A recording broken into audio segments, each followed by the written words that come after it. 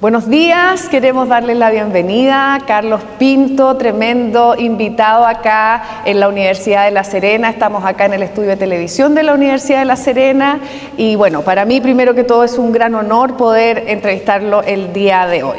Quizás me va a costar un poco tutearlo porque es parte de mí que me cuesta ahí hacer eso, pero recibirlo, espero que haya tenido una buena llegada acá a La Serena y acá estamos con participación también de estudiantes de la Universidad de La Serena que están muy expectantes por conocerlo y por también saber un poco más de su vida personal y de su vida también como escritor.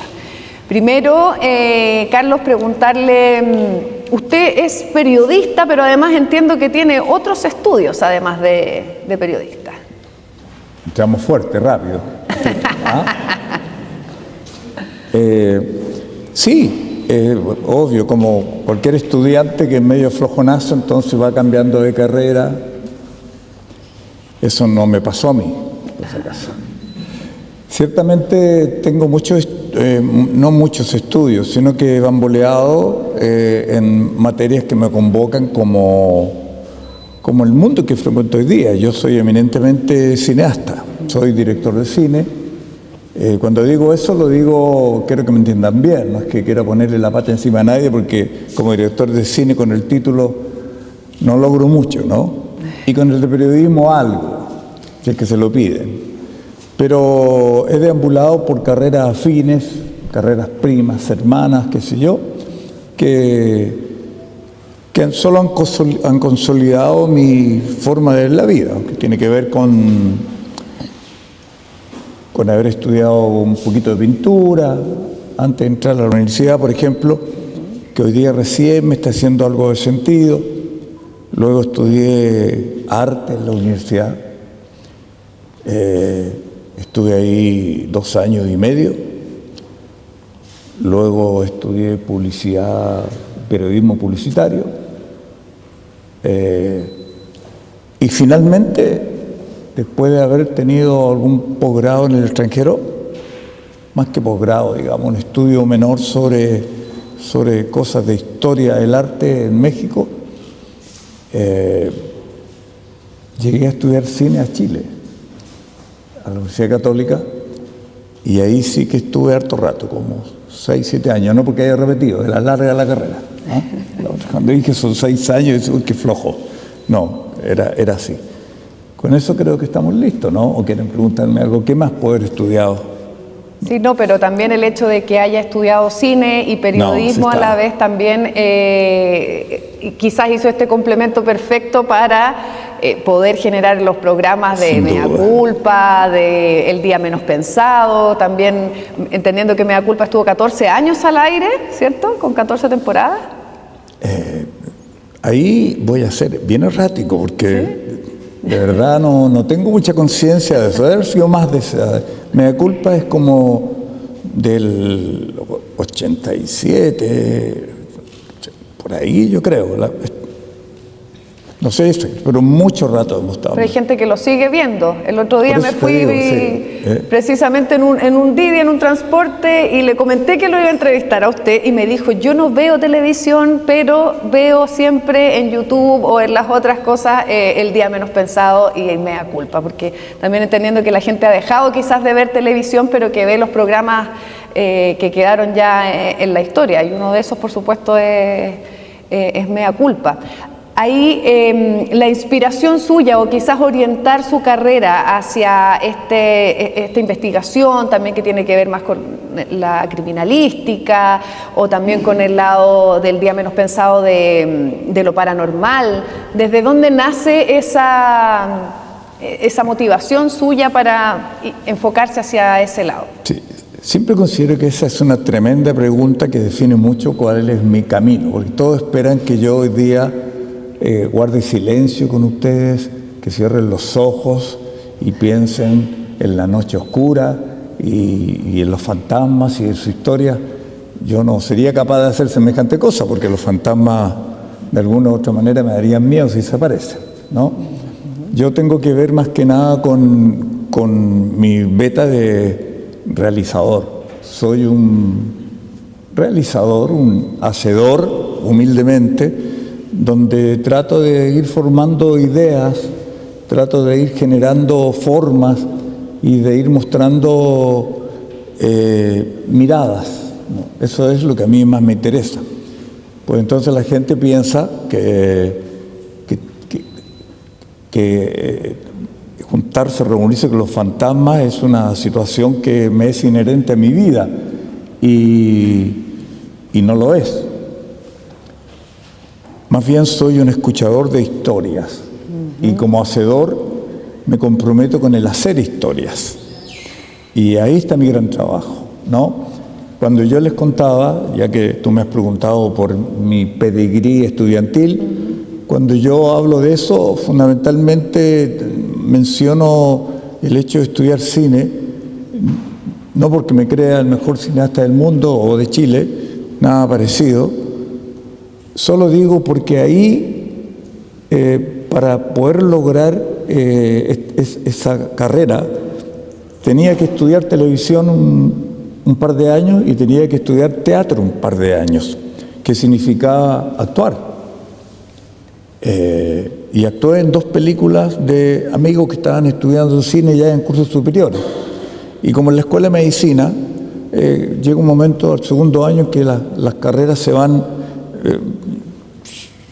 haciendo en forma muy específica de acuerdo a lo que sea el alumno, ¿no? Entonces estaban los que estudiaban cine, los que estudiaban televisión, los que estudiaban teatro, pero teníamos que hacer un curso en común. Cosas que emergen en mi vida y que son fundamentales a la hora de ponerme a trabajar seriamente. ¿Por qué? Porque me doy cuenta que el teatro, por ejemplo, me sirvió muchísimo porque tuve que estudiar dramaturgia. Al estudiar dramaturgia estudio drama y al estudiar drama pues soy capaz de hacer un guión y al hacer un guión, si soy creativo, puedo hacer una película, que es un poco lo que yo he hecho, ¿no? Su experiencia en la actuación propiamente tal. No, mi experiencia es incluso cuando yo les dije que estudié también, no es para que digan, no, este tipo... No, me refiero como a nivel personal, quizás claro, cómo vivió esto de la actuación. Por lo mismo, porque si yo les digo estudia arte, no es para decir, mira, estudiarte también, es porque todo eso lo convoca a uno como si yo dijera, y también hice Cantarito de Greda. Capaz que me hubiese servido dentro de la dinámica, porque tanto el teatro, la televisión, el cine, la literatura, en fin, y en alguna parte el periodismo, ¿no? ¿Por qué? Porque permite que uno tenga todas las herramientas y de verdad se me juntan, son necesarias, claro. Provocan algo absolutamente distinto, me hacen volar la cabeza pensando en qué herramientas puedo usar para la construcción de un hecho que limita con la literatura, que limita con el arte, que limita con la pintura. Cuando uno dice estudio pintura, y bueno, la composición de la pintura es fundamental, porque no sé si ustedes saben algo de pintura. No, yo pinté mi casa, me dijo la otra vez un alumno, dice, no, que si sabe algo de pintura, y claro, para pintar se requiere un conocimiento de la sección áurea, por ejemplo, la llamada sección de oro, donde uno, antes de pintar, tendría que conformar el cuadro bajo una compensación artística. Podemos ver, qué sé yo, a Picasso, que yo vi la última exposición de él y la verdad que impresionado, hay 2 rayas hacia allá y uno, no sé si me está bromeando o no, y ese no sé está ligado al conocimiento, porque uno dice, esto tiene un sentido. Y el primer sentido que tiene es la intervención de la pintura, cómo encuadra en el rectángulo, ¿no? En el marco, en la tela. Y uno dice, todas estas cosas confluyen, porque si uno conoce realmente a Picasso en su época azul, la época dorada, piensa que él no tiene idea de pintar una casita, ¿no? ¿Ah? Una marina. cuando él tiene una habilidad tan grande como la de Salvador Dalí por su forma casi fotográfica de pintar. Pero las etapas van pasando y él va construyendo hasta llegar a la apariencia de la nada. Y todo eso es fundamental. Y cuando uno hace cine, la composición cinematográfica, y aquí ya ves un poco lo que probablemente ustedes saben, cómo expresar en imágenes lo que uno siente. Y aquí vienen los conocimientos, porque los conocimientos de televisión se tienen, los de cine se tienen, el tipo que hace un taller de escritura puede escribir, pero eso no basta. Y yo le digo, ¿cómo no basta? Estuve estudiando tantos años tal materia. Sí, fundamental, pero no basta, porque cuando se llega al punto del hacedor, el que hace, lo más importante es ver cómo lo hace. ¿Cómo lo hace? Y a lo mejor ustedes habrán escuchado la importancia del qué y del cómo. En el mundo que yo hoy día estoy trabajando, trabajo con el cómo. Digo, fundamentalmente con el cómo. La pintura es un cómo. La música es un cómo. La literatura es un cómo. El cine es un cómo. El periodismo es un qué. Es un qué. Importa más el qué que el cómo. Cuando uno... ¿En qué curso están ustedes? Son diversos, ¿no? Hay alumnos de publicidad, entiendo, ¿sí? ¿De qué curso, digamos, están en primero, segundo, último año, no? Hay de todo. Tenemos aquí admiradoras, estudiantes, de todo. Sí. Bueno, cuando yo cubrí el primer accidente, porque cuando uno llega a un canal de televisión, yo, entre nos, no lo cuenten, soy muy ignorante. ¿Muy qué? Ignorante. Tengo una ignorancia supina en muchas cosas. Lo digo de antemano porque no voy a dialogar con expertos, les tengo miedo a los expertos y le tengo miedo a los buenos escritores. Yo me hago un lado, con algún grado de respeto, ¿sí? Pero cuando yo cubrí el primer accidente, obviamente llegan todos los canales a cubrir un accidente. Y uno cuando es novato solo mira y hace lo que cree. Y yo, con esta intención cinematográfica, poco menos que faltaba que dijera acción, ¿no? Porque uno viene con este mundo y piensa que la praxis es tal como la aprendió, y ahí viene todo un momento muy difícil. Y cuando yo le digo el qué, en el mundo de la televisión, el único qué son las noticias. Son los que trabajan el qué, vale decir, cuentan lo que ven, ¿no? Pero no les importa la forma. Cuando el tipo sale del juzgado y lo condenaron a cadena perpetua, entonces la cámara va corriendo, se le ve el pie, la mano, da lo mismo, pero tiene ese momento y lucha por ese momento. Y da lo mismo. Y yo poco menos que detenía la cámara, ¿no?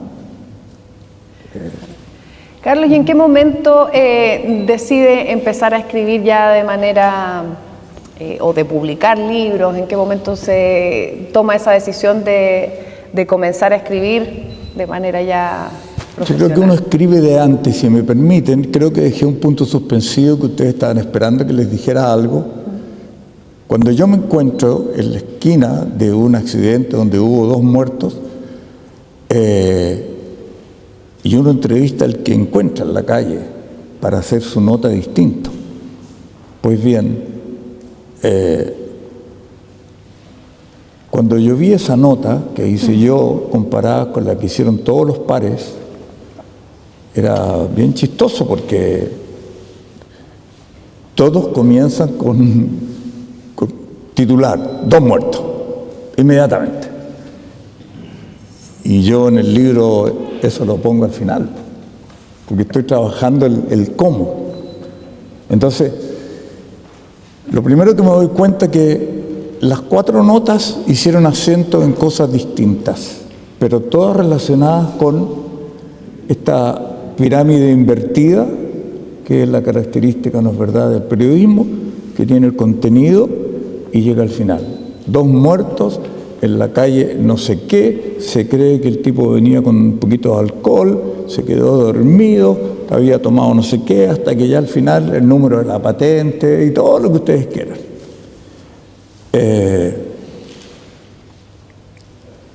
Entonces, les recargo esto porque tuve la oportunidad de trabajar en Informe Especial, un programa que trabaja el qué, pero, o sea, que trabaja el qué de alguna medida, porque se hacen reportajes y los reportajes trabajan el cómo. Y mis colegas de eso saben poco. Ellos saben mucho periodismo, de hecho yo entré y eran brillantes lo que hacían, yo los admiraba mucho, pero en el cómo yo podía, digamos, solazarme generando imágenes para demostrar lo que el cómo demuestra. Demuestra sensaciones, emociones, demuestra opiniones, ideas.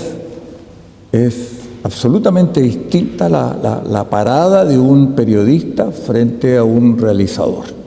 Entonces son como primos en segundo grado, diría yo, porque el asunto cambia. Y me detenía en eso porque yo puedo hablar bajo la perspectiva del periodismo, sin duda. He hecho muchas cosas en el periodismo, pero siempre me escabullí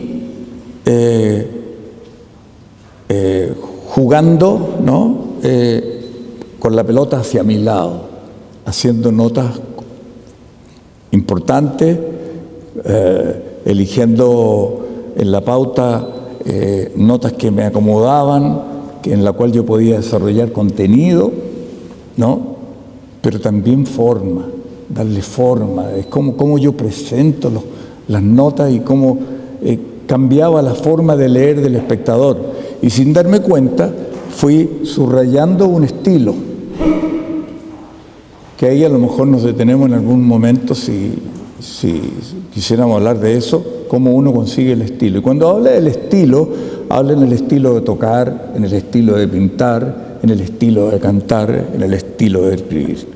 Si uno logra ese estilo, pues entonces ya camina con una identidad, ¿verdad? Si lo estoy aburriendo, levanten la mano, no, que me tomo el café y nos vamos. No, para nada. De atrás me dicen, aquí, ándate solito. Bueno, me voy solo. No, pero trato, Lorena, de hacer un match con el periodismo, que podamos establecer un puente, porque hoy día yo estoy no lejos, sino que no es que sea desagradecido, porque el periodismo me lo ha dado casi todo, pero todo lo que yo he hecho está dentro de una creación. Desde que comencé no quise trabajar en las noticias, solo los reportajes. Situación que ustedes pueden elegir también cuando se dediquen a trabajar, si es que tienen una intención distinta. A mí me gusta, y termino aquí esta parte, a mí me encanta el periodismo, pero a la vez me hace sentirme muy desolado, porque yo trabajo todo el día para hacer una nota que logra su objetivo, que puede impactar, se exhibe a las 9 de la noche y a las 9:05 dejó de existir. Y queda en el archivo con notas de hace 20 años, ahí quedó. En cambio, lo que yo hago vive, como la señora que te cuente que debe mea culpa. Sí. Y son muchas, digo muchas porque generalmente son más mujeres que hombres, por favor, pero hay hombres. sí tiene más público femenino. Tú levantaste la mano, ¿tú ves Mea Culpa aún? Aún. Sí, hay muchos acá que hemos seguido viendo también. Sí. Yo me acuerdo que era más chica cuando daba Mea Culpa y bueno, tenía televisión en la pieza y me quedaba hasta tarde ahí viéndolo, me gustaba, y el día menos pensado también. Yo le agradezco mucho esos comentarios de que lo vean aún, porque viene a avalar exactamente lo que le estoy diciendo. Cuando uno habla tiene que tener claridad respecto de dónde está parado, de dónde están parados los periodistas. Muchos no lo saben, digámoslo. Es una profesión bastante errática, es como la televisión. Los que quieren aprender en la universidad pueden convertirse en lo máximo. Los que quieren aprender en periodismo pueden convertirse en tremendos periodistas. Pero hay una camada de personas que vienen a la universidad y se dejan estar, y tarde comprenden todo lo que pudieron haber aprovechado, el concepto y el tecnicismo de las carreras como esta, donde yo me enfrento a dos cámaras en una escuela de periodismo que si yo no sé que son estudiantes de periodismo, diría esto es un canal de televisión. De verdad me impacta.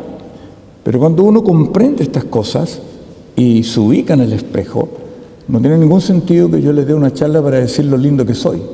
No es eso lo importante, ¿no? Lo importante es que tras una conversación, aunque sea un monólogo, pueda haber una referencia con las cosas que ustedes sienten. Y programas como Mea Culpa, ya no lo digo yo, son los resultados. La gente lo ve una y otra vez porque se siente reflejado, se siente identificado y tiene la posibilidad cierta de modificar su estado, de producir un cambio en su vida. No porque esté la verdad de los hechos, sino porque hay una situación que le es nueva y que la puede aceptar o rechazar. Y en ambos casos hay una postura de cambio de puedo convertirme en alguien distinto a través de lo que acabo de ver, entender. ¿Qué es los libros? No quiero hablar solo de los míos, el día vengo por ellos, pero es mi intención que sirva para vernos reflejados y tener una opinión que pueda transformar, ¿por qué no?, un poquito la vida. Y termino esta idea porque Televisión Nacional, yo di un paso al costado hoy día en Televisión Nacional porque estoy queriendo escalar un poco, me la creí, entonces voy a postular a hacer una serie, ¿no? Entonces, cuando sale mi libro, a pesar de que yo no estoy en el canal, la gente del canal invirtió mucho dinero comprando un libro mío y lo rifó, ¿no? Y cientos de personas contaban una historia y la mejor historia se llevaba este libro. ¿Ah? Es que a mí me da mucha risa porque en realidad se las mandaron, hubo que hacer una colecta para comprar el libro, en fin. Y una historia que ganó hablaba de una mujer que siendo pequeña comenzó a ver Mea Culpa, donde un hombre, lo voy a contar rapidito para que no entrar en la morbosidad del cuento, pero de que ella estaba viendo con su abuelita este programa, y el programa que yo me acuerdo más o menos, ¿no? He hecho como 400, entonces no, pero me acuerdo de ese punto donde un hombre adulto ciertamente, con una pequeña de 10 años, la película, la arrastraba, la seducía, más bien la obligaba y la llevaba a una pieza para literalmente violársela. Eso cuenta la película. Y antes al parecer la maltrataba, la tenía ahí, duro con ella. Y esta chica veía esta historia y se pone a llorar porque veía el reflejo absoluto de su vida, ¿no? De su vida. Y se pone a llorar y está la abuela ahí al lado, viendo con ella, y le pregunta qué le pasa. Y ella no resistió más porque se sintió, y aquí viene lo que le conté antes, reflejada. Vio que lo que estaba viendo tenía que ver con ella y sintió que eso la envalentonó, y le cuenta a la abuela que está sufriendo lo mismo que esa niña con su, creo que su tío había sido. Yo digo tío porque los tíos siempre están metidos en esas cosas, ¿no? Por eso yo no soy tío. Entonces, digo yo, ella cuenta esa historia y dice: agradezco, se refería a mí, que yo haya hecho ese trabajo que permitió salir de su cárcel, de su prisión como persona, como niña. Lo cuenta ella mejor que yo, para ser honesto, porque lo hace muy bien. Y ganó el libro. Se ganó el libro. Tremendo premio que ganó, pero bueno, ganó el libro. Y yo digo, ahí está el cambio. Vio un programa, ni yo me acuerdo, pero le hizo, sacó chispas. Y cuando uno saca chispas, ve que algo se ilumina. Y vale la pena. Y vale la pena. Cuando eso acontece, y he contado esta historia también, que está muy unida, pero la voy a contar ahora, cortita también, dice: yo estoy grabando una película, o sea, un capítulo, me encontraba en el norte, y nos pasaron a una discoteca para grabar. Terminamos de grabar en la discoteca, ya eran como las 7, y el dueño abrió las puertas para el público en general, y nos invitó a que nos quedáramos ahí. Uno de los primeros que ingresó fue un tipo que se acercó a mí, me vio, me reconoció y me dijo: no. Y siguió de largo y se puso en la barra. Y yo quedé con esa cosa de decir, ¿qué me iba a decir? Y yo me acerco a la barra y me pongo a su lado y le digo: disculpa, tú algo me querías decir, ¿verdad? Y me vuelve a mirar y me dice: no. Los chilenos somos muy locuaces, usted sabe. Tú lo hiciste igual, ¿no? Nada, lo mismo. Y se tomó un poquito del trago que estaba tomando. Me dijo: no, me encontré con mi mujer, que me fue infiel, y la verdad tenía pensado lo peor, me dijo, pero vi ese programa y me di cuenta que no tenía sentido, porque la iba a perder igual. Tuve una lectura tan inteligente que yo no sé si uno la puede tener así tan rápido. Así que te agradezco mucho y lo estoy pasando bien, ¿no? Ya pasará, pero no hice. ¿Por qué? Porque habría llegado al lugar donde es la antítesis de lo que el ser humano debe tener, o que tiene por esencia, la libertad. Perder la libertad es bien jodido, sin duda. Yo he estado en la cárcel y veo todo eso. Y a pesar de que son todos choritos y macanudos, yo les pellizco un poco cierta parte, no lo que están pensando ustedes, por favor, y me doy cuenta de que les duele mucho, porque no quieren negar que son pájaros que están en una jaula de fierro. Eso es literalmente lo que sucede. Pero cuando se produce ese cambio en todas las materias, yo digo, bingo. Eso es lo que uno busca en la relación con el otro. Eso es lo que uno busca cuando estudia. Eso es lo que uno necesita cuando dialoga, desde la amistad hasta la comunión del amor. Mientras ese diálogo se produzca, comienzan los cambios, la posibilidad de cambiar. ¿Y qué somos nosotros si no somos seres en constante evolución? Digo yo, ¿no? Ya. Eso es lo que quería decir. Gracias por compartirnos todo esto, Carlos. Y bueno, vamos a la pregunta. Tú me hiciste una pregunta, discúlpame. No se preocupe, si aquí estamos yo todos. Voy a comprar el pan y Usted es Y aquel termino que en un cuenta café. las historias y las transforma también, y eso para muchos quizás es una inspiración. Entiendo que obviamente su carrera tiene una base sólida en televisión, y ahora que lo explica, claro, me hace más sentido que quizás está mucho más orientado hacia el cine que al periodismo. El periodismo quizás en las entrevistas que realizaba en la cárcel y todo eso, pero todo es un complemento en el arte en general, y que todo obviamente suma y avanza hacia allá. Ahora, íbamos a abordar el tema del momento en que usted decide ponerse a escribir ya, y a escribir, porque uno escribe de manera personal. Y le quiero hacer una pregunta antes de que me cuente por qué empezó a escribir. Comerciales. Comerciales. Qué rara la Si entrevista. escribe desde el computador, escribe a lápiz, escribe de día, de noche, ¿y cuándo comenzó a escribir?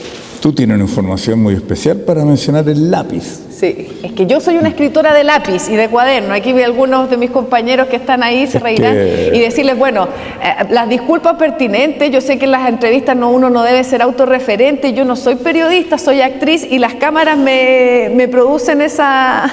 ¿Qué? ¿Ah? ¿Qué producen? Soy más de detrás de cámara. Yo le comenté a don Carlos, aquí algunos ojalá hayan participado, se van a reír. Soy actriz del cementerio municipal de acá de La Serena. Me gusta circular. Ese es para mí mi escenario, y que también el sello singular que uno... No quiero nada con la muerte. No, pero esa es la motivación que tuve también de entrevistarlo y conocer, porque yo estoy un poco obsoleta en el tema tecnológico, pero quería saber de usted, porque me llama la atención su manera de escribir y todo. Si es que lo hace en la noche, de día, a lápiz, a computador. ¿Arriba o abajo? Te falta preguntar. ¿Arriba o abajo? Mire, señora Lorena. Loreto. Mire, señora Loreto. Me hace sentido que tú menciones el lápiz, porque yo, cuando hice Mea Culpa, usábamos actores de la calle que se parecían a los culpables, porque yo narraba la historia en un 90%. Y solo salía, el tipo sale de la cárcel y lo ven saliendo de la cárcel. Y se encuentra con su madre, que se emociona, vemos la tipa que abraza. Ese en el fondo era ilustrativo de la historia, ¿no? Y de pronto sacaba el sonido a primer plano cuando decía mamá, dependiendo cómo actuara, porque de repente salía bien falso. Sí, pues si no era actriz. Es como ella, que actúa detrás de un biombo, dice que actúa detrás. ¿Ah? Y actúa en el cementerio. Ya la voy a entrevistar a ella, a ver qué nos va a contar, que va a ser más entretenido que lo mío. Entonces me encontré de pronto que le daba espacio para ello, para decir, buenos días, ¿dónde queda tal calle? Esos eran los mayores textos que iban al aire, el resto era pura narración. Pero como el programa fue creciendo y creciendo, al segundo año yo me atreví a irle poniendo textos a los actores. Y empecé a sacar del baúl de los conocimientos todo lo que yo había aprendido de drama y de guiones. Y le empecé a dar textos. Y me resultaban, porque había algo ahí que había que escarbar, pero había materia, ¿no? Y lo hice. Y eso tenía algo de bueno, pero mucho de malo también. Pues de bueno porque ya los tipos decían más textos, pero de malo porque cuando entraban en el drama real, donde uno tenía que repetir las escenas 2 o 3 veces, el que no es actor no es capaz de repetir. Lo sabrá usted, señora. La estoy molestando, ¿ah? Porque dice, no sé si tutearte o no. Es que a mí me cuesta tutear, y los que están ahí lo saben. Tengo gente casi de mi edad y me cuesta tutear. Está bien. Entonces empecé a generar textos, pero como son producciones que eran muy baratas, muy precoces en todo sentido, estamos formando un grupo de teatro no podemos hacer un grupo de teatro porque los actores van cambiando.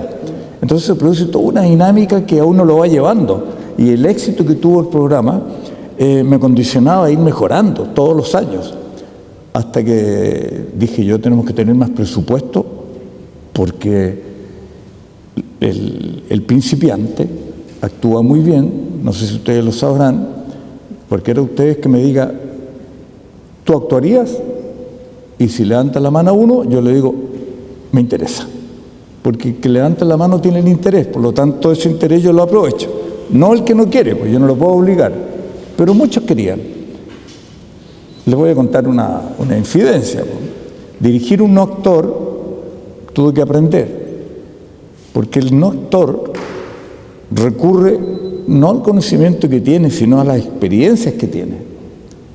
Es como cuando haces un borrachito. Tú estás borracho y todos hacen el mismo borracho. El borracho que vino de la esquina, y con hipo, en fin. Porque es el recurso que tienen. No hacen el estudio de personaje. Bueno, yo rescato en la primera toma, grabada a 2 cámaras, ojalá, porque no puedo perder nada, lo que sucede con ese actor que es principiante. Entonces pongo una actriz y yo soy principiante. De seguro los textos los digo, yo les doy, si improvisan no te preocupes, pero este es como lo medular del texto que tienes que decir. El nivel de la actriz es este y el nivel del principiante es este. Te dirán, no puede ser. Bueno, ahí está la gracia. Puede ser, porque adquieren una naturalidad increíble. Recurren a todo su background de vida y llegan acá. El tema pasa cuando yo digo, bien, tú dijiste negro y debiera ser blanco, así que vamos a repetir. Entonces, repetimos. Y el que entiende es el actor o actriz, porque tiene recursos. Y el otro, al cambiar negro por blanco, echa a perder todo lo que había ganado y pasa esto. Y ya no lo recupera nadie. Porque lo que ellos hacen es una improvisación de sí mismo. Es muy divertido. Entonces hay que hacerlo una vez a la primera y chao. Y yo trabajo con esa primera vez. Entonces dice, qué actorazo, ¿dónde estudió? ¿No? Claro, yo hago 10 tomas, pues, les muestro las otras. Es increíble esa pérdida. Le traspaso ese conocimiento porque creo que es muy importante cuando uno dialoga y dice por qué pasa lo que pasa. Y me quedé entonces con la realidad de las escenas y los actores tienden a hablarle a la fila 20. Porque si yo le digo a ella, me gusta mucho, nadie entiende. Entonces tengo que decirle al de la fila 20 que pagó la entrada, entre nosotros y al oído me gusta mucho. Y se pierde la entonación. Todo eso que sucede es lo que uno a la larga va como podando para que al hacer cine todo eso, por suerte, no es necesario, pero la mayoría de los actores no están acostumbrados a actuar en cine.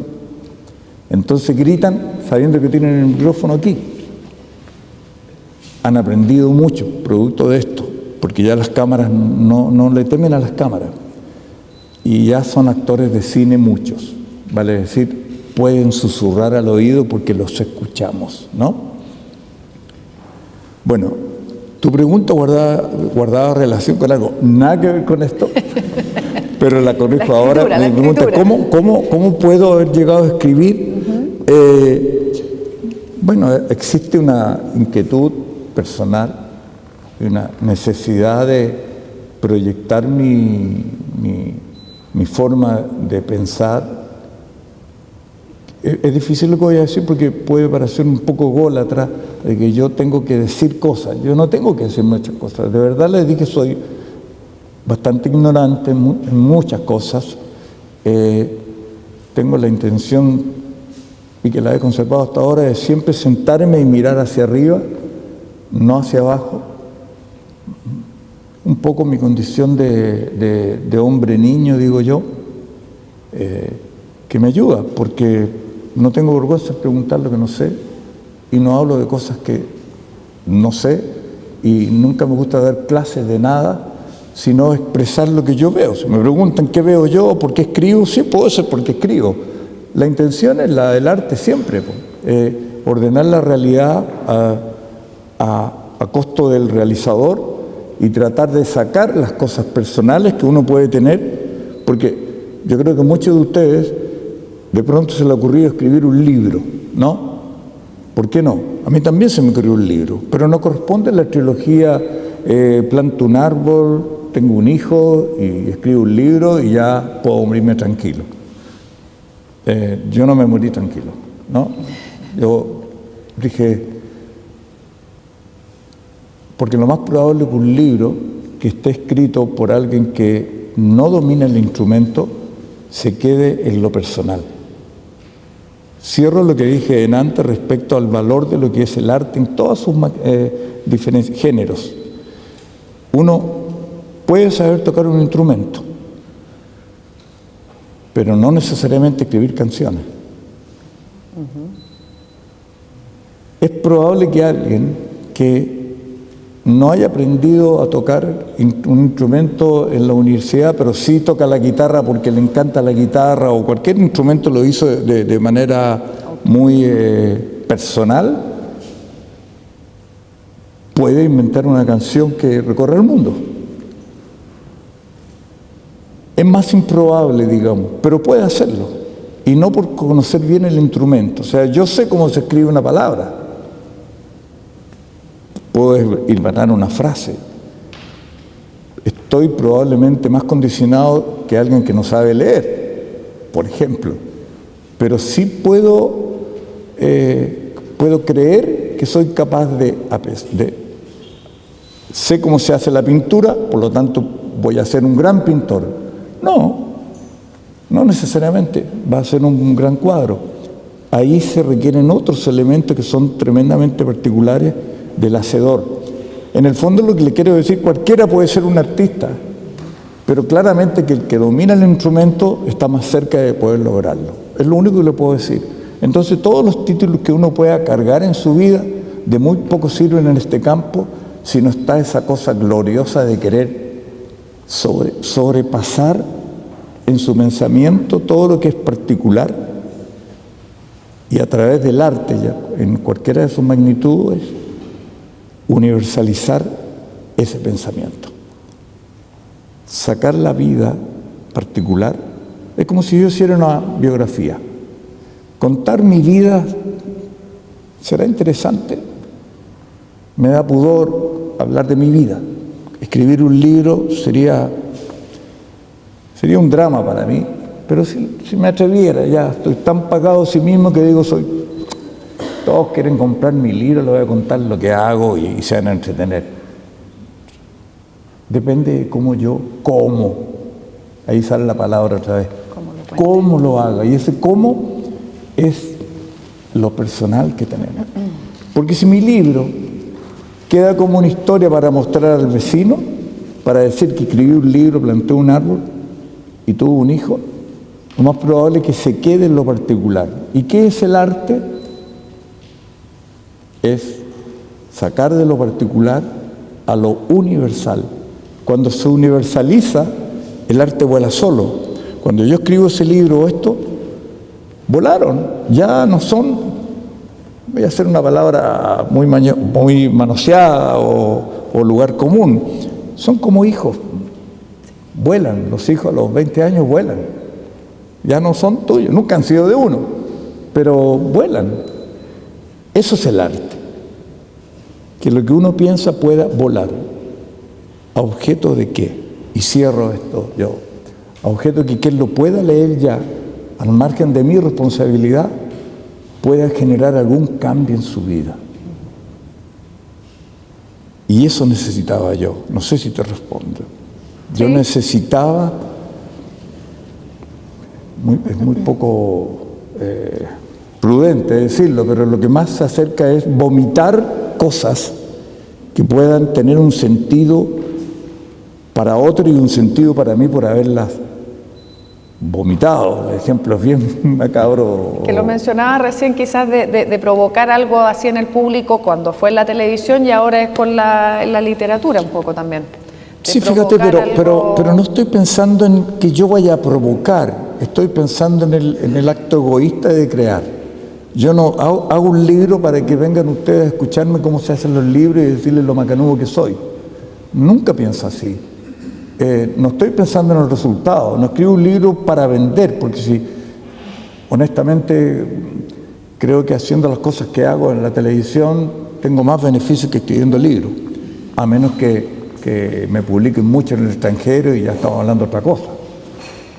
Pero lo que sí digo es la necesidad personal de entender que cuando uno compone una canción, la toca y de repente sale y dice, ¿sabe que la voy a grabar?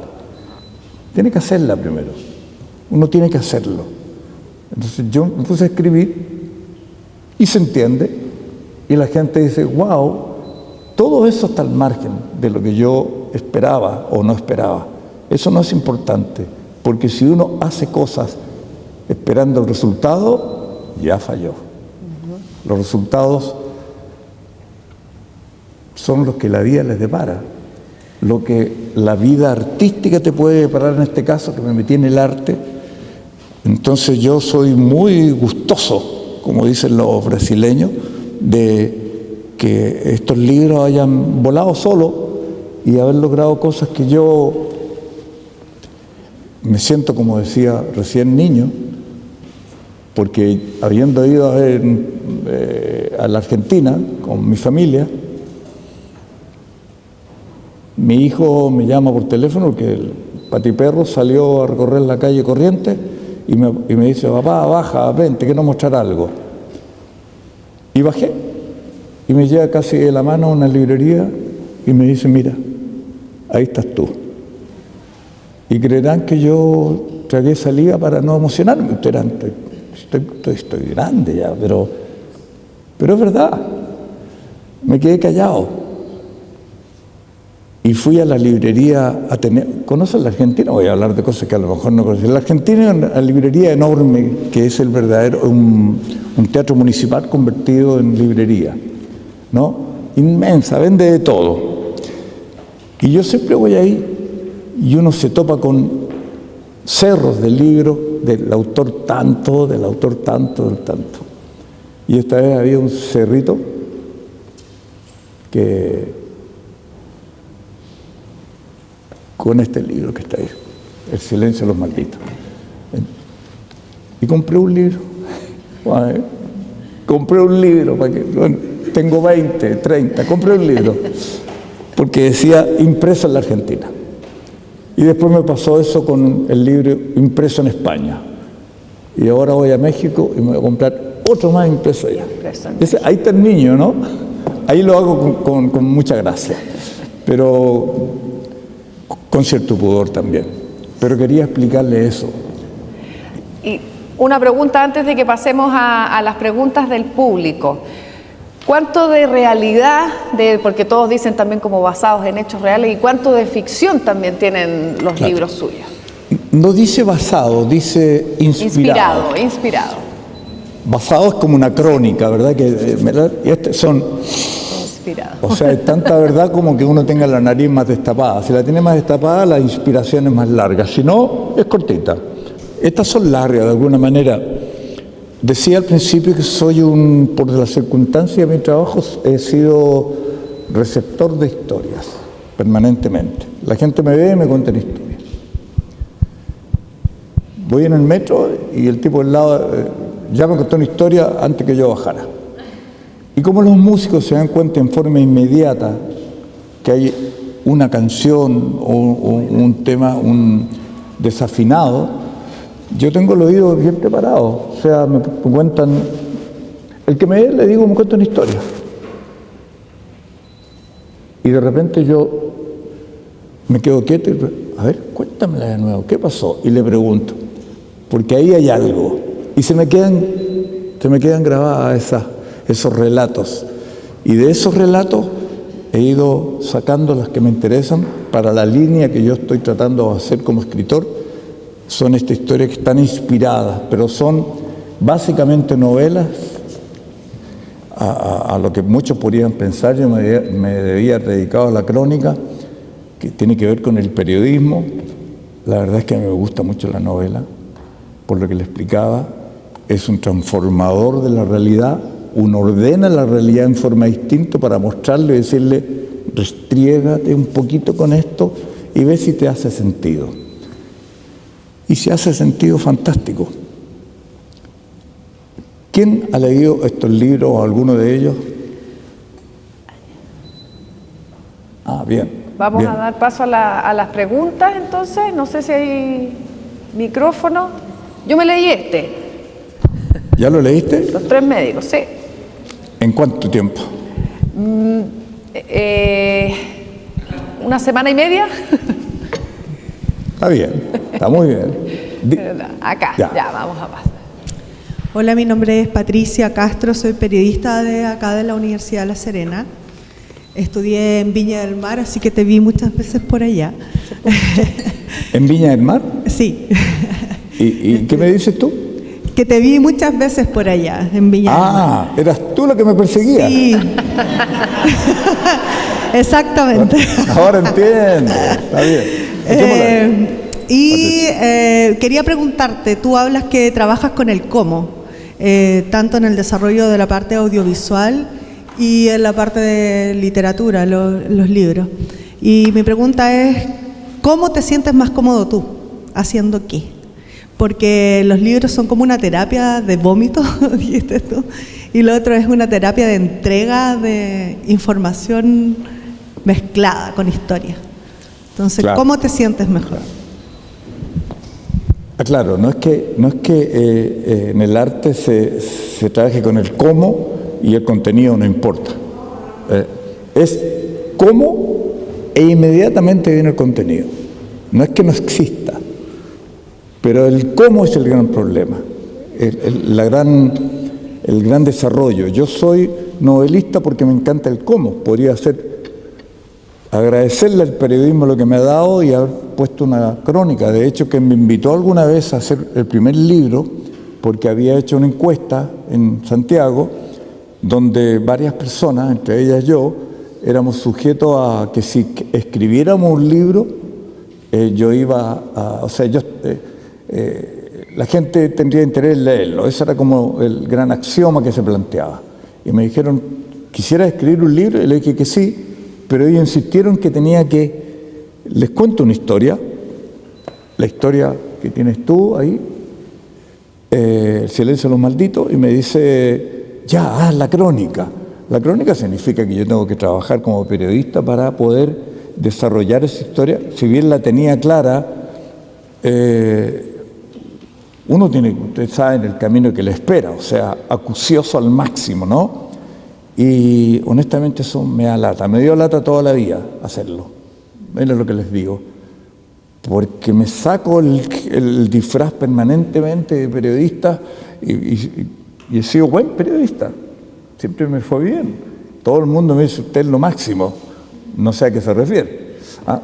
Pero digo, me saco ese disfraz porque a mí me gusta lo que les digo, me gusta la novela, la fuerza, la importancia que tiene la novela, que puede transformar. Esto es la realidad. Y si lo hago, digo, en la esquina de allá hay un libro, en esta otra esquina hay una botella, y la botella está medio tomar, se supone que no sé qué, y hago toda una estructura de esto. No, yo muevo eso para allá, muevo esto que está aquí, y esto otro lo tiro en la mesa y hago una novela. Transformo esta realidad, hago una nueva creación de estos movimientos y doy una nueva lectura, ¿no? Eso me gusta, cómo transformar la realidad. Y si ese pensamiento vuela, eso que estoy tratando de decirle yo, o que sin querer decir nada se dice a través de esos movimientos que hice, puede que signifique que alguien diga, nunca lo vi así, nunca lo vi así. No estoy diciendo que lo vea como yo quiero verlo. Digo, alguien se motivó, alguien leyó algo y dijo, eso me hizo bien, eso me tranquilizó, ¿no? Por decir algo. Pero me quedo con la novela, sin duda, donde el cómo está arribita del contenido, ¿no? ¿Tú quieres preguntar algo? Ahí, vale. Hola, bueno, primero agradecer la oportunidad de escucharte, ha sido súper entretenido y enriquecedor. Y bueno, tengo dos consultas que van vinculadas entre sí. Primero, me gustaría saber cuáles son tus reflexiones respecto a las primeras dos anécdotas que comentaste al principio. Perdón, ¿A las anécdotas que comentaste al principio? ¿Ya? Donde la chica que se ganó el libro contó una historia súper cruda y que gracias a ver un programa de televisión pudo liberarse, digamos, como lo habías mencionado. Y la segunda, el caballero que estuvo a punto de cometer un homicidio y al final no lo hizo. ¿Qué reflexiones tienes tú frente a estos dos comentarios que llegan directamente a ti a partir de un trabajo tuyo? Y segundo, en este rol de hacedor, ¿cómo lograr este fin de que otro se identifique con lo que yo hago? A nivel artístico, audiovisual, literatura, el ámbito que sea. Sí. Eso, muchas gracias. Son muy cercanas al sentido de tus preguntas. Bueno, con lo primero, para mí siempre es difícil contestar preguntas como la que tú me haces, que tienen que ver con que lo que yo te diga te lo tendrás que tragar, porque si soy medio locatelli te voy a decir, es que yo soy fantástico, tú no sabes, yo hago lo mejor. Soy lo máximo de Chile, ¿qué te parece? ¿Ah? O sea, hablar de uno a ese nivel no me suena bien, porque yo pertenezco a una escuela donde el comportamiento va siempre variando por esto mismo que le expliqué. Vale decir, lo que yo veo, lo que yo recibo, también me provoca cambios, ¿no? Entonces, cuando yo he sabido de estos casos, donde alguien se ha transformado gracias a nuestra presencia o a nuestra forma de hacer, es inmensamente gratificante, porque es como decir, ¡ay, bien! Dan como ganas yo llego a mi habitación y digo, bien, qué bueno que eso pasó, qué bueno que alguien desvió su rumbo, como yo lo he desviado tantas veces cuando he hecho algo significativo, cuando uno se enamora, cuando uno lo contratan en el trabajo, cuando le entregan un premio. No pasa nada de eso inadvertido, no es que tú llegues, mira ahí, un premio, yo lo evalúo y digo, me están premiando por algo, o están diciendo algo, o un tipo me llama y me dice gracias porque debido al programa que usted hizo me dejaron en libertad en 15 días. Yo siempre conté la historia de una niña que conocí en Gendarmería, que servía el tecito, que era una nana, hacen conducta, haciendo eso. Conducta significa hago bien para que cuando tenga que revisarse mi caso yo tenga puntos a mi favor y pueda ayudarme a quitarme años de condena, ¿no? Eso es hacer conducta. Yo estaba tomando un té, porque te voy a responder con esa pregunta lo que tú me dices, porque creo que es más clarificatorio. La gendarme me invitan a su pabellón de mujeres, está en la cárcel de mujeres de Concepción, a tomar once. Me encanta la once a mí, me gusta mucho el concepto once, porque nadie sabe lo que es once en el extranjero, ¿no? Voy a tomar once, me dice, ¿por qué no toma uno solo? Si hay más. Entonces me invitaron a tomar, yo conversaba con las gendarmes, porque ahí yo voy recogiendo historias, en fin. Y luego viene esta señora joven que nos atiende y lo hace muy bien. Muy bien. Y yo tuve la duda que fuera estudiante o algo me pasó. Le dije, ¿y ella quién es? Y me dice, No, ella es reo, me dijo. Es interna, ese es el término que se utiliza. Ah. ¿Cuál cree que es la pregunta que hace un periodista? ¿Y qué hizo? ¿No? En chileno, ¿qué hizo? Y me dice, llama en confianza, mató a su marido. Oh, quedé... bien. Y me empiezan a contar cosas, que tiene 4 hijos o 5 hijos, y los 5 hijos, producto de su encierro, se dispersaron en hogares de menores, hijos que tenía bien educaditos y todo, qué sé yo, en distintas edades menores, fueron trasladados a hogares o a familias que aceptaron los hijos. Y una historia muy humana. Y le dije, ¿y se molestarían ustedes si yo en un rato, cuando terminemos, la pueden dejar aquí y conversar con ella? No, pero hay que preguntarle a ella.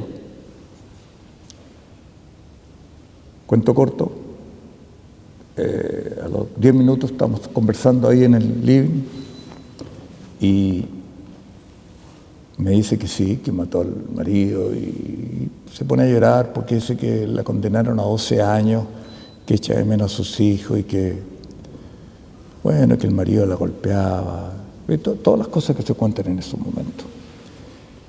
Le dije, hagamos la historia. Y concordé hacer la historia de ella. Y la historia de ella, nunca me olvidé de ese nombre, yo tengo muy mala memoria, Lorena. Loreto. ¿Ves? Esa es parte del chiste, pues, no, Loreto. Juana Candia se llama. Juana Candia. Y Juana Candia, voy un día con una periodista que tengo yo, fuimos, la escuchamos y me cuenta su historia. Una historia muy emotiva. ¿Cómo sucede? Ella es del campo. Y en el campo, un tipo la siguió a caballo un día en la noche, porque en la noche recorren, van a comprar pan a no sé dónde, leña. Y bajó su caballo, este señor, y la obligó la metió a los matorrales ahí y la violó.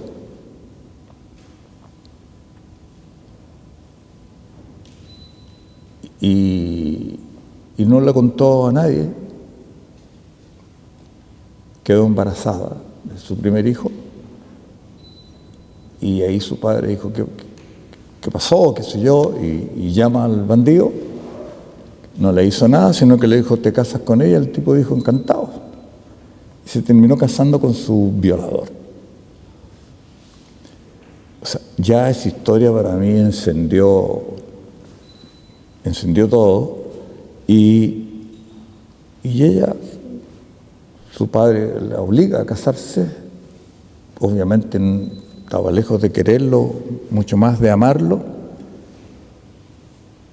y termina teniendo 4 hijos más con él, de la misma forma de antes, muy obligada, sin querer nada de él, y llega un momento en que este tipo que le gustaba el trago la golpeaba demasiado.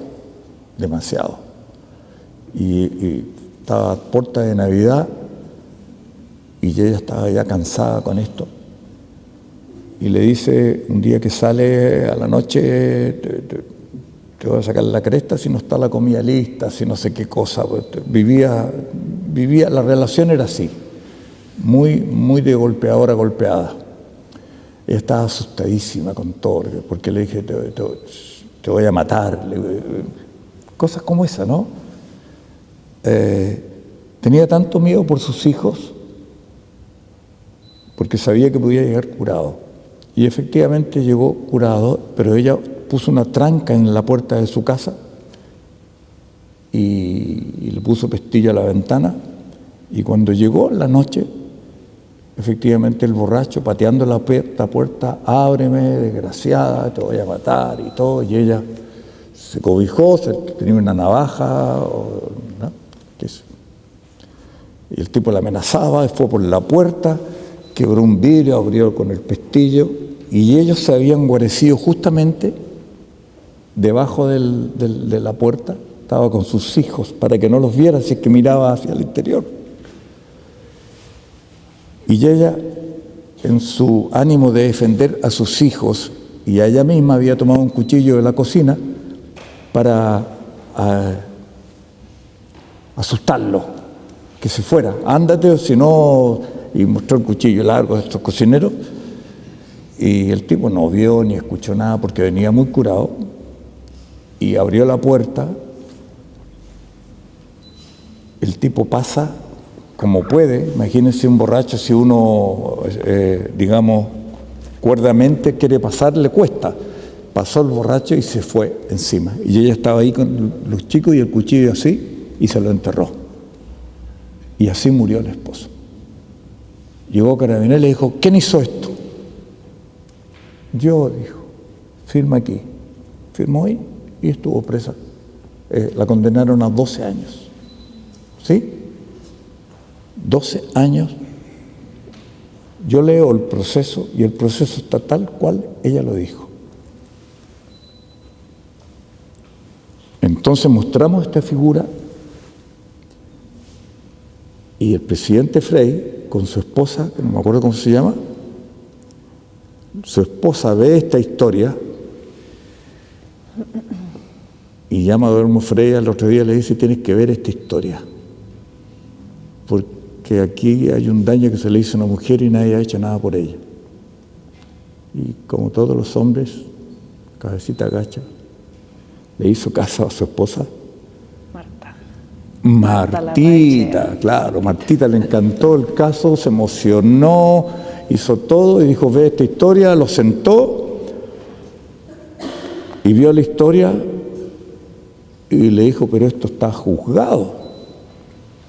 Pero le significó tanto la historia, me lo cuenta él después, porque coincidí en una comida, no me acuerdo dónde, y me narra lo mismo que había sabido yo. Y dice, mira, yo me di cuenta que esas cosas suceden y esta pobre mujer tiene a sus hijos esparramados, lo que significa que tenemos 4 o 5 delincuentes criminales más en la vida. Y con la autoridad que tiene un presidente, los conmueve con la historia y conforma un tribunal para que la juzguen de nuevo. Todo esto es simbólico, ¿eh? Llamó a 3 autoridades, jueces, algunos de ellos, un exministro de Justicia, y deliberan para volver a juzgarla. El resultado es que ese juzgamiento simbólico la denomina como inocente, que ella no es culpable de esa muerte. Con ese elemento que resguarda su pensamiento y la intención de su esposa, decide llamar a Juanita Candia a la cárcel. Imagínense lo que significó ese instante. Juanita, te llama el presidente de la República. Obviamente que no fue, pues. Tuvieron que llevarla entre 2 gendarmes al teléfono que tenían ahí y que escuchara. Voy a escuchar, soy yo, Eduardo Frei, el presidente. Oye, vi tu historia, que sea, no sé, yo no imito, pero y le dice, a partir de ahora quedas libre. Es una película eso. Y miraba ella a la jefa decir, esto es una broma. Y yo veo a la gendarme mayor, así, el presidente, weón, ¿no? Y queda libre, y eran como las 8 de la noche o a las 7, y ella no supo qué hacer, y dijo, se puso a llorar, por supuesto, ¿no? Emocionada, pero dijo, como ella vivía en un pueblito más lejos, esto era Chillán, y ella vivía en un pobladito, dijo, yo no tengo cómo irme a mi casa, me puedo quedar una noche más. Y se quedó una noche más, volvió a su casa, recuperó a sus hijos los crió a su modo. Y estando yo hace 2 años en Chilevisión, yo nunca la quise ver. Ella tiene fotos mías y le prende velita para agradecer. Y yo, como estoy con humo siempre, pasé por santo de una. Y dije, por ética, por costumbre, por no involucrarme con la gente que uno está, que me encantaría cuando sale libre, conversar con ellos y todo, pero todo eso puede ser muy mal visto por otros, ¿no? Y con ella particularmente, que fue un caso increíble, la dejaron libre a los 15 días de haber salido el mea culpa de Juanita Candia, libre. De modo que todo podría parecer que yo, si me ven tomando un café con ella, que me hubiese encantado, y ella lo único que quería era verme, viajó las veces que tenía libre a Santiago para encontrarme, y se da cuenta que yo nunca estaba, pues yo no hago caso a esas cosas, nunca, no me pude encontrar.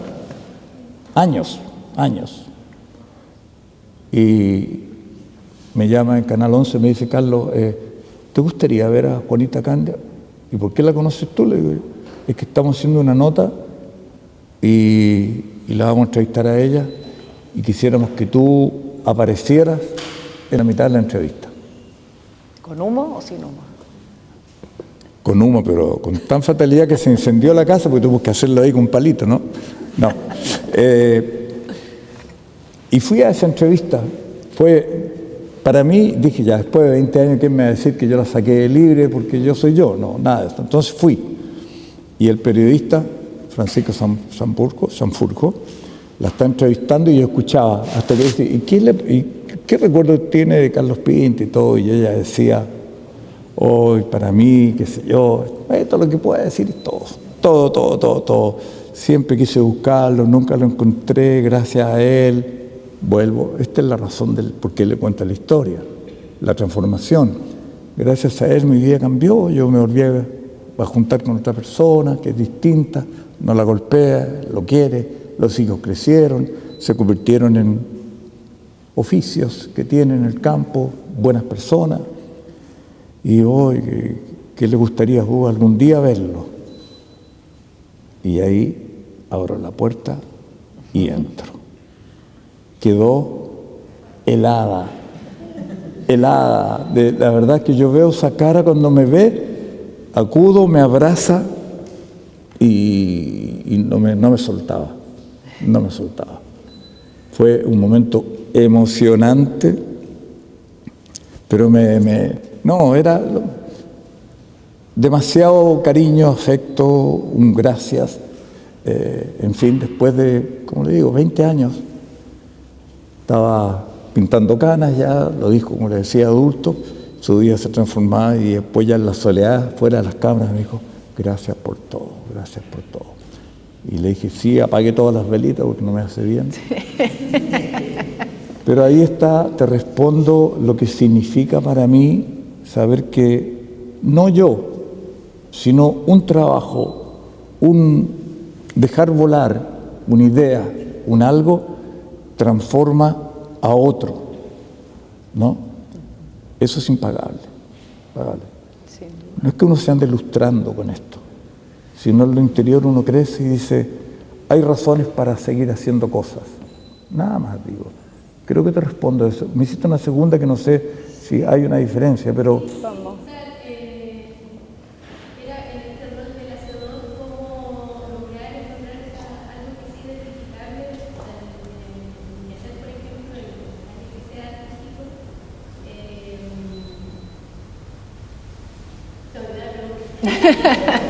Vamos. Vamos a dar una última pregunta. Una más y después sí.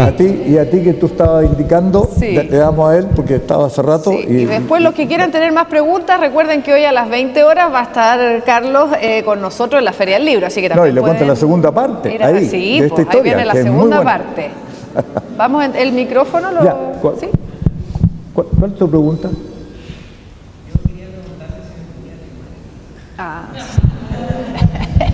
Lo voy a pensar. ¿Verdad? ¿Eso lo querías preguntar? No,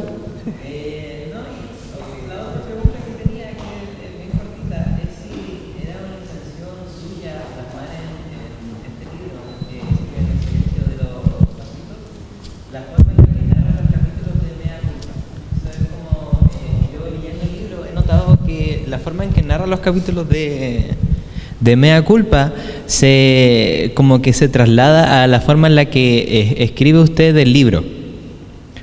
No sé si me entiende la pregunta. Te la entiendo perfectamente, porque te lo respondo rápido, no me voy a quedar para no dar la lata.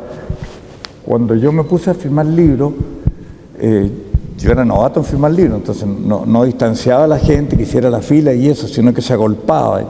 Y el que pasaba a firmar, mientras yo firmaba, tenía la costumbre de ponerse al lado mío aquí, pues se ponen aquí. Entonces me decía, Carlito, yo cuando leí el libro me pasaba algo raro. Decía, ¿qué pasa? Es que sentía que usted hablaba. Se parece. Está loca. ¿Ah? Eso comenzó, al que detenga todas las firmas que hago yo, 3, 4, 5 personas, dice, escucho su voz. Y no es un audiolibro. De la santidad, no es un audiolibro, sí, al borde de la santidad, por el humo sobre todo. Sí, fíjate, bueno, cierro esto con la idea del estilo que uno va formando. Yo me copio a sí mismo en el fondo, quizás, pero la gente lee el libro y está bien que lo lea, creo yo. Sí. Tú me decías algo. La última pregunta, sí. Sí, quería saber que Carlos Pinto hoy día es una marca. Por toda la trayectoria que tú tienes con tus programas. Carlos Pinto hoy día es una marca. No, ahí sí. Carlos Pinto hoy día es una marca por los programas, el éxito que tú tuviste. Y hoy día, si tú te das cuenta, la gente, las generaciones que tal vez no te vieron en esa época, te reconocen igual por los programas que están alojados en YouTube. ¿Cuánto de ese peso, en el fondo, de esa trayectoria que tú tienes, pues, fue plasmado hoy día en tus libros e influyó también en tu proceso creativo? Y la segunda pregunta tiene que ver con, de esos 3 libros, ¿cuál es el que tú más quieres, el que más estimas de esos 3 y por qué? No el que más me gusta. Utilizaste una palabra interesante, más quieres. Obviamente quiero el primero, por esa parte quiero el primero. ¿Cuál de los 3 más me gusta más? Yo creo que uno en esto, en el ejercicio de tocar, de cantar, de dibujar, de pintar, el ejercicio va entendiendo que tu último trabajo siempre debe ir a ser mejor que el otro. Y es una ruta incansable. Pero cuando tú me dices cuál quieres, evidentemente el primero, porque significó un reto, y todos mis temores se volcaron de una, porque estuve como un año escribiendo para nada, ¿no? Y cuento siempre esta historia, que mientras yo escribía, pasa mi esposa por ahí, abre la puerta y me dice, ¿y qué haces ahí todo el día? ¿Qué vas a hacer con eso? Como queriendo decir, anda a trabajar, flojo, eso es lo que le dijo. Y yo no respondí. Entonces me quedé pensando y dije, sí, pues estoy escribiendo ¿para qué? Esto se vende, ¿qué hago con esto? Estaba en la mitad del libro, creo yo. Y al día siguiente me levanté y fui a una editorial y dejé la mitad del libro, si es que le interesaba, cuentito muy cortito. Al mes me llamaron y me dijeron, nos interesa, hagamos un contrato para terminar lo que falta. Entonces le tengo mucho cariño, primero porque están todos mis miedos y mi intención de estar haciendo. Cuando yo digo soy hacedor, soy también una persona que piensa que lo que existe es este momento. Yo los miro a cada uno de ustedes y estoy hablando con mucho cariño, porque es un momento que hay que plasmarlo, y cuando salga dejarás de hacer este momento y iré a otro momento. Para mí el hoy es muy importante y los libros me hacen vivir mucho el hoy, estar inmerso en una situación que me obliga a estar siempre pendiente de lo que es hoy día, y generé, sin pretenderlo, un nuevo oficio que me agrada mucho, porque yo llevo el computador donde yo vaya y el rato me pongo a escribir, a tocar el piano, digo yo, ¿no? Y eso tiene que ver con la inquietud que tiene cada persona, el entendimiento que tiene cada persona para entender que la vida para mí es siempre una constante. A lo mejor si en la tarde lo aclararé para no alargarme, pero yo pongo en gerundio el verbo ser. Yo no soy. Yo siempre estoy siendo. Y cierro muy bien esta frase porque tiene que ver con lo que me han preguntado todos y que yo he insistido en lo que significa provocar en alguien. Yo soy una persona que siempre estoy siendo, y si no, trato de seguir siendo, no tengo definición, no tengo personalidad, más que eso, no la quiero tener, porque yo creo que estos son los momentos, no hay otro. Cuando uno estudia en ese momento, no en otro. Cuando uno se recibe en ese momento, no en otro. Cuando ejerce es lo mismo. Y si uno va con el hoy, va construyendo. Y termino aquí. ¿Cómo reflejo el cambio, el presente de ser? Y le doy una acción al siendo. Porque es muy difícil cuando uno vive la experiencia, como la que le he contado de Juanita Candia, ser el mismo. Si fuera el mismo, soy un bobo, soy un tonto. Hueón, dice alguien por ahí, ¿no? No. Yo no soy el mismo después de entrar a la cárcel durante años. Uno va creciendo, voy siendo, me voy transformando. Cuando uno se enamora, ¿qué hace? Ya no es el mismo. El hombre ya no quiere tanto a la mamá. Sí la quiere, pero quiere más a la pololita de turno. Eso pasa, eso sucede. ¿Por qué? Porque somos capaces de ir transformándonos de acuerdo a lo que viven. Pero para eso hay que vivir. Y para mí, escribir es vivir. Pintar es escribir. Hacer película es escribir. Y no quiero dejar de hacerlo. Porque en la vida me lleva. Y sigo siendo un ser sin personalidad, que no tiene límite, que hace lo que más o menos quiere. Y eso te puedo decir. Es largo, pero te lo digo en poquitas palabras para no darle la lata. Ahí esa es mi respuesta. Bueno, Carlos, muchas gracias por la entrevista, por tu